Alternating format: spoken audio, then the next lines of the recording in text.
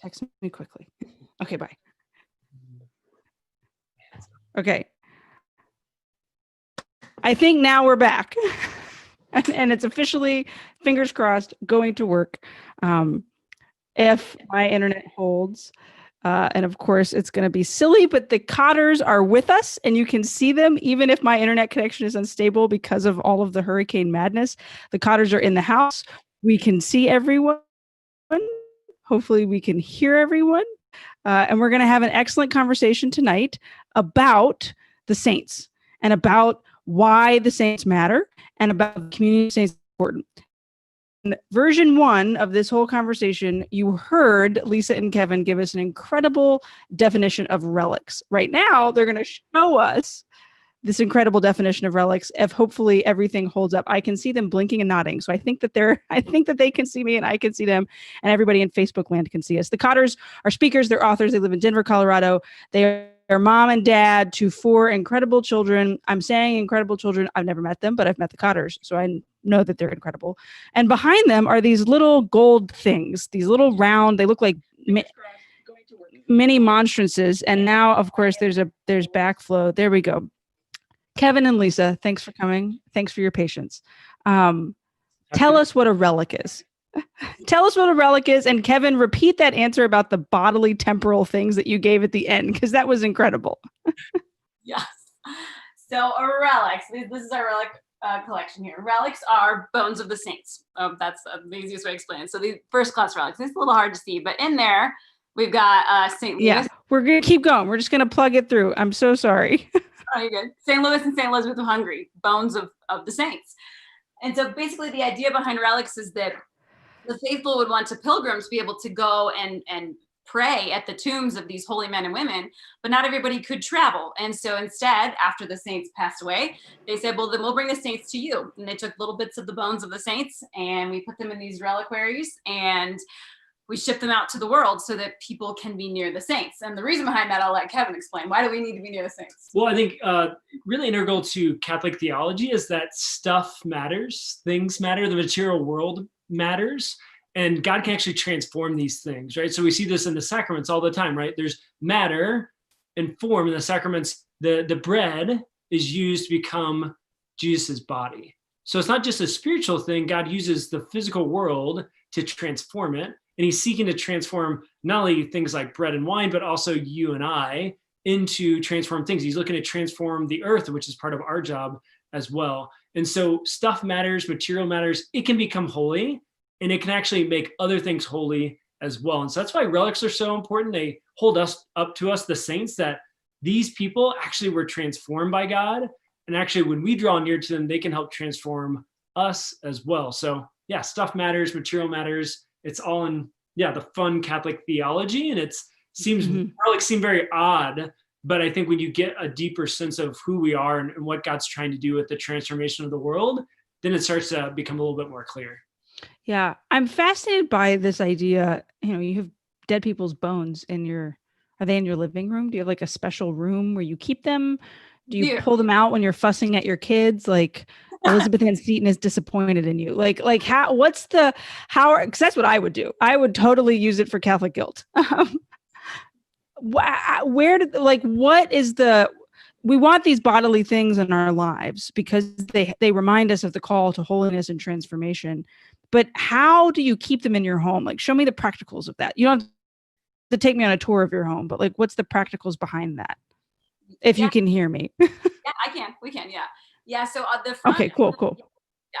So we have like a front room in our house that, was for like serving tea, which I never do. So that is like, maybe one day. But we've transformed that into like our prayer room. And so what's in there then is we actually had, we commissioned an artist to create a family triptych for our family.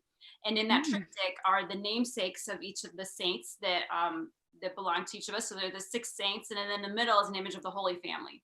And so we have that triptych. And then there's kind of just like a family altar where we keep like the Bible. And then that's where all of our relics are. And then we have 2 kneelers that face all of that. So it's the place where we go. Because in my vocational life, I would love to be able to go to daily mass and spend an hour in adoration every day. But that's just not happening. Like not feasible. Not feasible. Yeah. but I can go down into our prayer room and kneel down for 15, 20 minutes in the morning and be near these saints and pray for them to pray for me, and to look at that image of the Holy Family and remind myself of what am I doing? What is my vocation today? Why am I in this home? What am I doing here? And spend time with the Lord there. And so it's our place to be able to kind of escape away. And the moment the relics came into our house, like, I don't know, it felt more like a chapel in there. I know Jesus isn't present in there, but there was something incredibly grace-filled about having these saints like residing in our home. And I said it in the first time, but like these bones one day are going to come alive again. And there's something very crazy about that. We believe in this thing called the resurrection of the body, like the resurrection of the dead. Like we are going to one day, all of us, everybody who's died, like these bones are going to come alive again. And we don't know what that's going to look like, but this isn't the end right here. Like this is their temporary place until their souls reunited with their bodies. And it's just an incredible thing to think, like, we have the honor of stewarding a piece of these saints in our home, and our kids too. As soon as this relics came in, they flocked to the prayer room more and more often just to sit there and like be with them. It's just incredible. Yeah, they're part of your family. They're part of your family's story. So it's obvious faith is important to your family. And this is just a question I like to ask Catholic parents, because that's a huge audience for Ave. You have children from 14 down to 22 months. That's a huge age range. How do you keep faith at the fore within your family? Like your kids obviously see you pray. They obviously know these saints are there, but like, what are some things you do to incorporate faith into the daily Cotter existence? Yeah, I think for us, the main thing that comes to mind is just the idea of the stories of faith. I think that's where saints come in so well, is that just knowing the stories of the saints, as you said so well in your introduction, the story of the saints make us realize the faith is real, and it's something that I can live out as well. And I'm not alone. I think so often as families and, many of us, we have different family situations and different friend situations. We know like, oh my gosh, people have been in, it might be looked a little bit different, but people have been in these situations before. So I think for us, really trying to get to those stories of the saints, and for our kids to realize those stories and to see being heroic in the faith isn't abnormal.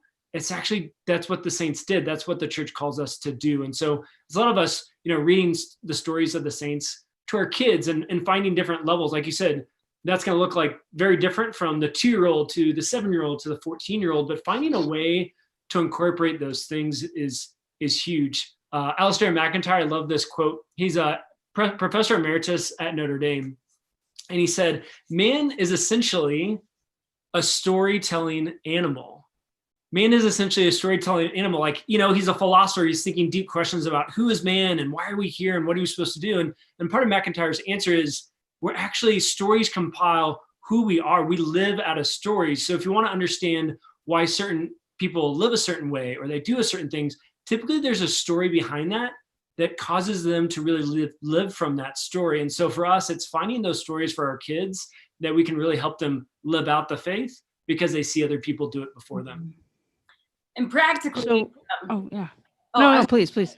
Okay, yeah. So practically living it out, what does that look like? Like we celebrate feast days. We have, if there's a feast day, sometimes the kids will get a little like religious gift of some sort. I always have a dessert. Maybe they get to choose what meal they're going to have. We even every year we have a St. Joseph's party. Instead of doing a Christmas party, we said, let's pick the solemnity in Lent and have a party. So, it's a genius. We do love St. Joseph, but you need it's just so you can have meat on a Friday. We all know. Yeah, and tons of dessert. It's like all bets are off, kids. And that's when we have all of our friends over and we celebrate. And for them, they know March 19th, just like they know December 25th or, February 14th. Like that's a holiday to them.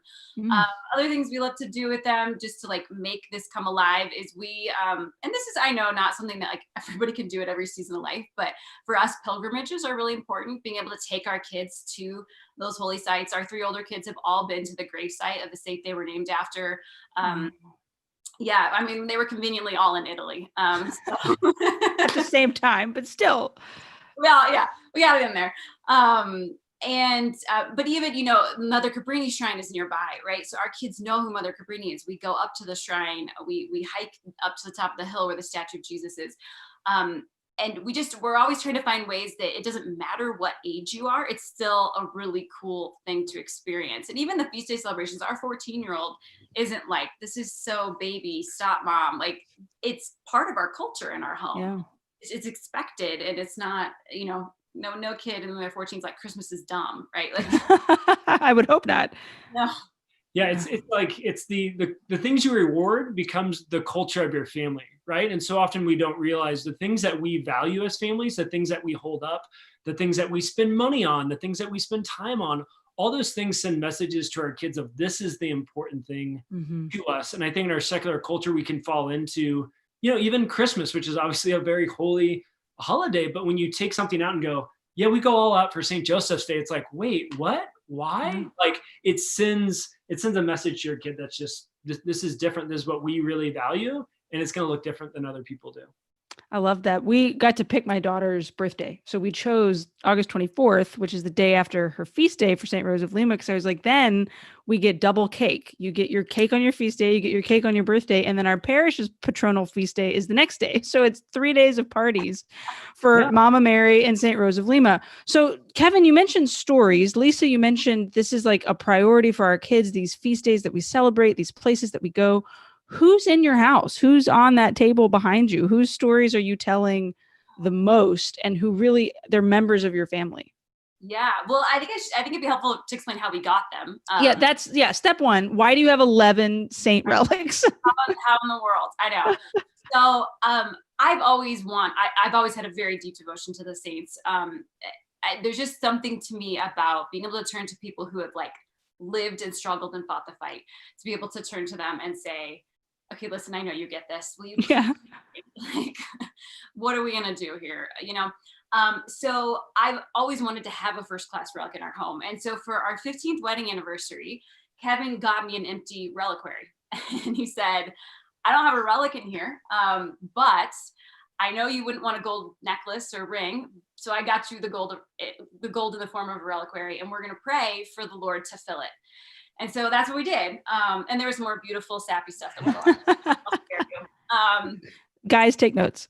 Yes. I mean, it was the best anniversary gift ever. And so we started praying about it. And I had, started kind of just putting out feelers like, I have this empty reliquary in my house. And so a priest friend of ours who we've known since before he was a priest reached out and said, I've got someone I want to connect you with. So he connected us with this person. We cannot say who it is because he doesn't want to be bombarded. The first rule of Relic Club is you can't talk about Relic Club. It's all insider baseball. Yep. And they're here in Denver. It's a religious, and the religious said, well, why don't you come to my relic room? And we were like, oh, the relic room. So we met him at the relic room. He's had 2,000 relics in this relic room. Many have come in, many have gone out. And he's collecting them more and more as different orders are shutting down. They need a place to go. And so he's become like the guy that gets these phone calls that are like, we got 15 relics and we need so rehoming them. Yeah. So he invited us in and we just sat and chatted and we told him our story and why we wanted these relics. One of my dreams is that when all this stupid COVID stuff is over, when I start to travel back on the road again, I want to bring these with me. And I want to tell the stories of these saints and allow the people to venerate them at the talks. I'm so excited about it. And so he said, well, what are some saints you want? So we said one saint. And then he just kept talking. And so he got me that one saint, but then he was like, you were in focus. You need a Therese of Lisieux. What? And Kevin mentioned the Jesuits. And he's like, well, I don't have Francis Xavier, which is who Kevin asked for. He's like, but I do have Ignatius of Loyola, Francis, Regis, John Birchman, Solanus, and Aloysius Gonzaga. Oh my gosh. And we were like, oh my gosh. We just kept thinking like, wow, like 2 relics or 3 relics. We stopped asking after like 2. Yeah. Like pulling out more and we're like, oh, okay, we're not going to say no to a relic. No. Yeah. So we got St. Anne, which is my middle name, which is incredible to me because biology of it is like, this is also a relic of Mary because Mary's DNA would be an Anne for life. Like, so I'm like, and Jesus. Yeah. Like obviously not Jesus because he's born for, anyways, but just like a relic of the Holy Families in our home. Yeah. and he just kept pulling them out. He gave me Maria Goretti. I think just knowing that I speak to youth, he gave us a married couple, but they weren't married to each other, sorry, but two married people. He just was like, I prayed about it. Yes, the Lord wants you to have this one. And so he just kept giving them to us. So it's not like we got them from multiple places. We got them from one place. One guy. Yeah. One guy. And there's a couple actually that are on their list. He's like, keep asking me. Like, I'll get another Catherine or Sienna. Just keep asking me. I'm like, okay. So maybe Catherine will join us one day. But yeah, that's how we got the saints. And I don't even remember your original question. Well, I don't even remember my original question because that story is crazier than I thought. Yeah, go ahead. Who do you have? Yeah, so that's kind of who I explained. Yeah, Elizabeth Anstey, Maria Goretti, Therese, and then this is St. Louis and Elizabeth of Hungary. So king and queen not married to each other. And then the Jesuits and Anne and Maria Goretti. The Jesuits hanging out, keeping everybody in line, asking the big questions. I love it. I love that this is a thing. Like in Catholic homes, it's just a thing. Icons of saints on the wall. My husband's got a coworker and he was asking him, why did you name your new baby Claire? And Tommy's like, oh, well, we love St. Clare of Assisi. And this friend is not Catholic, has no faith. And they're like, oh, he just jokingly said, oh, did you know her? And we both got such a kick out of it. We're like, yes, we know her very well. We hang out all the time. And like our daughters have saint dolls that they play with frequently. And it's just part of Catholic family life. So I guess my next question then really is, I mean, these are obviously saints you're particularly close to, saints that are part of your family's culture, saints that are arguably just part of your family. But I know you guys also have a really cool story with St. John Paul II.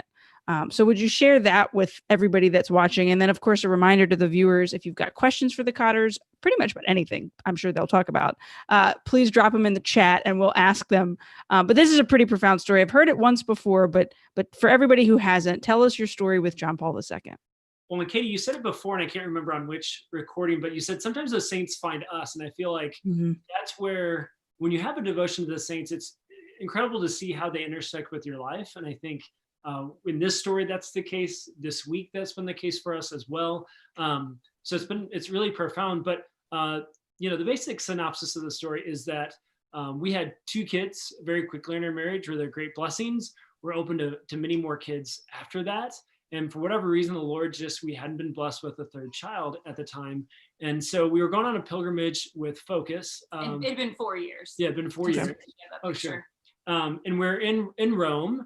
And we found ourselves in San Agostino. Now, San Agostino is where St. Monica is buried. And then in the back of the chapel is Our Lady of Childbirth. And this is a really well-known place in Rome where people go particularly to pray for children. And this is a spot where John Paul II had prayed many times. There's like a plaque on the wall that this was a favorite spot for him to pray. And so we were there on October 22nd, which is his feast day. It's coming up this week. And so we're like, this is the spot to pray, like through the intercession of John Paul II, and obviously through the intercession of Our Lady, like we really want to be bold and pray for a third child. And we'll see what happens. And so we did so. We really prayed on October 22nd. And about 3 months later, we were pregnant, which is very exciting. And then so that was such an answer to prayer. And so I think answers to prayer are so interesting because then you're like, I think it's something. Is it just a coincidence? We don't believe in coincidences, but sometimes it's, kind of left hanging. Well, this one was very clear to us because our daughter was born on October 22nd, 1 year from the date that we had prayed for a child. That child was born. So just a very clear sign with the saints that you're like, oh, they want to make it really well known that this prayer was answered, and there's no lack of like understanding. Like this isn't a coincidence. Like this is really clear. So she's our Grace Charlotte. So she's so John Paul II was Carol, which is Charles, feminine Charles Charlotte. You have to kind of jump to get there, but.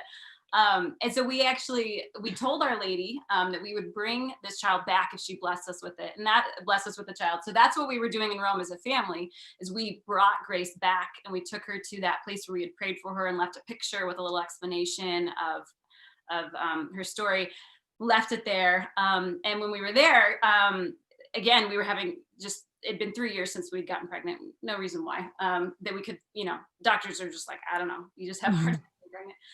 So we were there as a family praying, thanking the Lord for grace. And we came home and, we really thought we weren't going to be blessed with any more kids because it just, again, it'd been 4 years. We thought grace was just this freak miracle. And then on March 25th, I told Kevin, actually, we're expecting.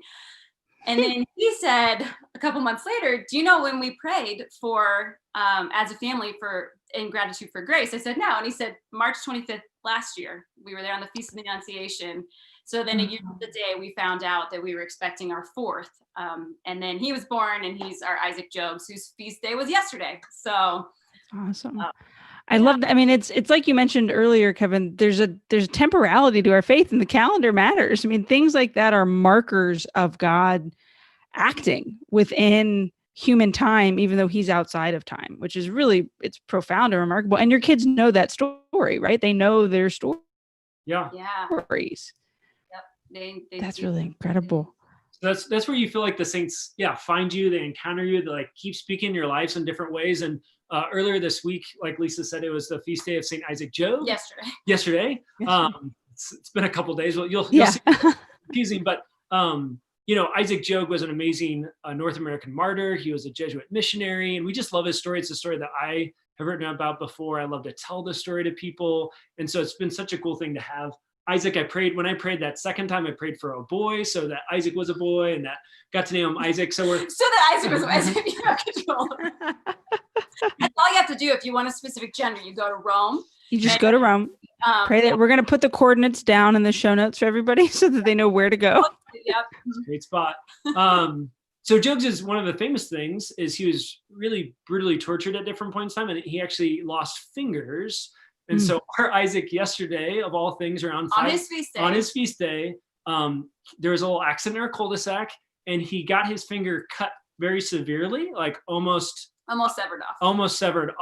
Oh, he came to the hospital. He's fine now. He got stitches. Like but it wasn't lost on us, the fact that on his feast day, the kid named after Isaac Job almost lost a finger. And I don't think the Lord caused him to do that, but I like to think that Job was interceding for us on that day to help save his finger. So, yeah. Wow. So be careful, everybody, naming your kids after the saints, but also how profound that he'll have that really cool story to tell someday if he's ever a focused missionary or just to his own family or as a homily, who knows? I love all of this. And I think everybody that's watching both live and after the fact, a lot of things are going to come up into their head. The thing that keeps coming up to me is, as the mom of two little ones who just made an appearance. So thank you all for your patience with that. It's bath time and Dad's doing it solo. I want to do this more. I don't want to just put relics in my house, although I might need to get that guy's number, but I want my family to make an intentional effort to grow closer to the saints. So I guess here at the end, my question is, you've done this and you've shared some really practical ways, but maybe what would be like your one big tip for mom and dad, or for the single person who's discerning their vocation or who has found what they love to do in life, or the religious brother, sister, or priest, to really make the saints a priority? Like, what's the step one that you would encourage people to really take? I think step one that comes to my mind, you might have different step one, is just to get a really good book of daily saints. We have 3 or 4 different versions of, Saint of the Day books, and take that time to read that story, because you might find a saint in there that speaks to you, and then you start going down the rabbit hole, and it's like, I want to learn more about them. And then you maybe can read their story or read some of their writings, or discover how your lives and their lives intersect. But I think you have to start to somewhere, just start learning those stories, even if it's the short snippet, because then that might send you to learn more deeply about that same. Yeah, again, with stories, when we read stories, because we're storytelling animals, we naturally put ourselves in that story. I remember when my 2 oldest were 4 and 2, and we're reading about the story of St. Paul, and we're reading kind of a intense kids book on Paul, and they were about to behead him. And my 4-year-old turned to me and said, "Dad, what are they doing? They're killing St. Paul because he's telling people about Jesus, because he was a missionary." And at the time we were missionaries. So that my 4-year-old turned to me and said, "Dad, we're missionaries, right?" I said, "Yeah." She said, "Are they going to come and get us too?" And it's just, I think captures just like how quickly as human beings, whether we're 2 or we're 4 or we're 20 or we're 40, when we read stories, we naturally put ourselves in that story and say, how do I live like this? We can't help but do so because that's who we are as human beings. So the more we fill ourselves with the story of the saints, the more we can realize how we can live out this life of holiness just in our everyday lives. But then like my favorite part. Then the next day he goes into Paul's room. So this is Paul. That's 2 years old. No, he's 4. No, I thought he was 2. Was Mary Claire 4? Yeah. Okay. Anyways, he's on his bed and he has this fake sword and he's putting it on his neck. And Kevin's like, "What are you doing, bud?" And he goes, "I'm getting beheaded." Anybody that's not Catholic watching this or hearing this is just going to think we are the craziest people on the face of the planet. But I love it because it is. Catholicism is so countercultural and it's so radical and it's so at the same time beautiful. And the saints are part of that. Lisa and Kevin, thank you all for your patience again at the start of all of this. I can't wait for this to be out as a podcast so everybody can hear it all seamlessly because I'm going to stitch together everything. But also, where can we find you guys? Where can we follow what you're doing? And tell us about your books, which are behind the family members behind you. Yeah. Yeah. Well, this one's our Ave Maria book. Yeah. It's a good book. I've got it on my shelf back there. Nice. The book is called. It's how to become an everyday disciple in a post-Christian world. So a lot of people, they're like, I'm supposed to be a missionary disciple. The church has called me to this. I'm supposed to evangelize.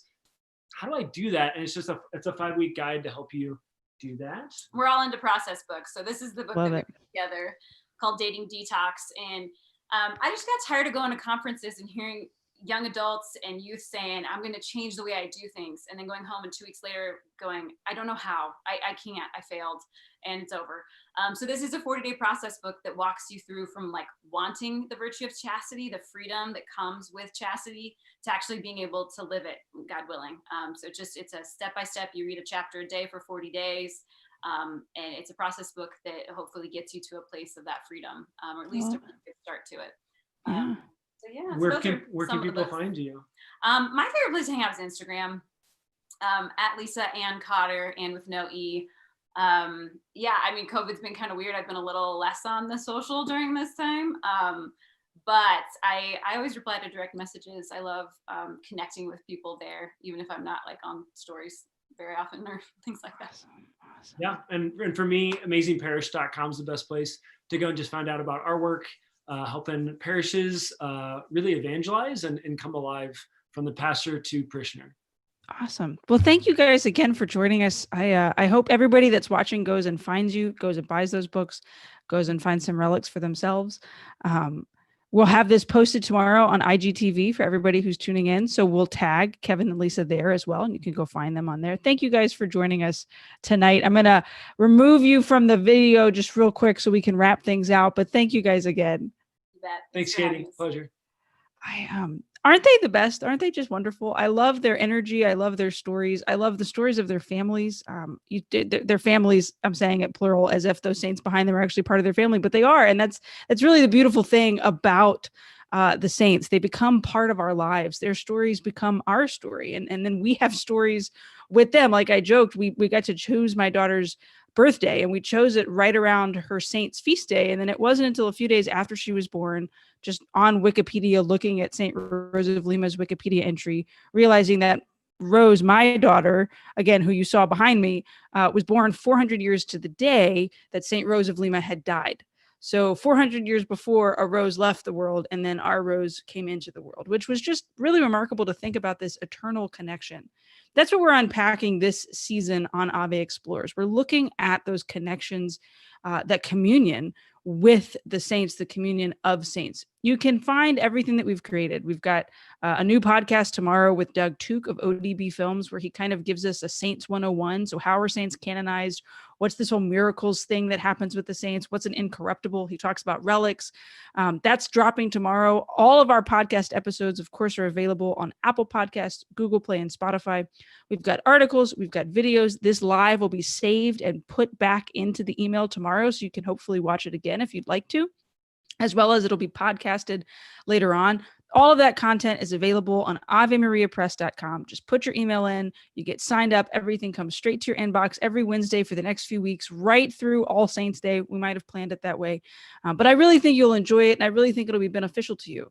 You know, as I've said before, and as I'll probably say again before any of this is all over, we create the Ave Explorers content that we do because we deeply believe that it'll help people grow in their faith, that it'll help people become not just a better Catholic, but closer to Jesus Christ and become holier. And that's really the goal. That's why we have these conversations. It's why we invite people on like Kevin and Lisa to tell their stories. And we hope that you enjoy all of that.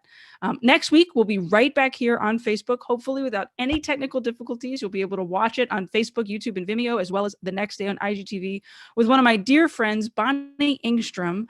She has a really remarkable story. You might recognize her name. Her son and his miraculous healing is the miracle that is kind of it's approved for the eventual beatification of Venerable Fulton Sheen. So we will be talking to the mom of a miracle child and her family's connection to Fulton Sheen, what that all was like, how it was put forth at the Vatican, and what it's like to make faith a priority, just like we talked about with the Cotters. So join us next week for Ave Explorers Live with Bonnie Engstrom. Sign up for those emails so you get all of the content right to your email inbox. We'll be praying for you. We hope that you pray for us. Thanks for joining us, everybody.